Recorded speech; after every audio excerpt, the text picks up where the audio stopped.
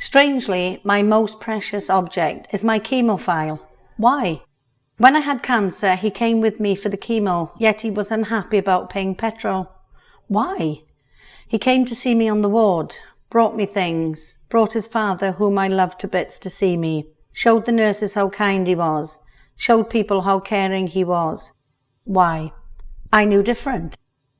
At home, visitors would come. He would say how ill I'd been, how ill I was.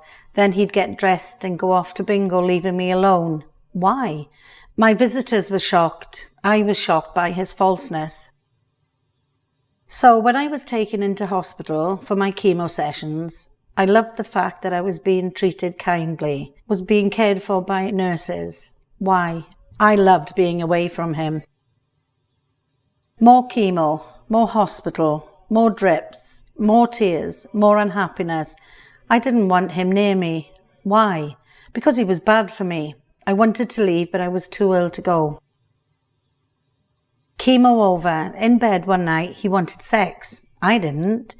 He ends up having sex without my consent. He's violent. Why? This happened again and again. I had to get away, but he would beg me to stay. He bought me a puppy. He promised to give me money to stay. He didn't want me to shame him. I did my best for him, had his food on the table on time, cleaned, cooked, picked his clothes up for him, but he still hurt me. Why? Why? Why?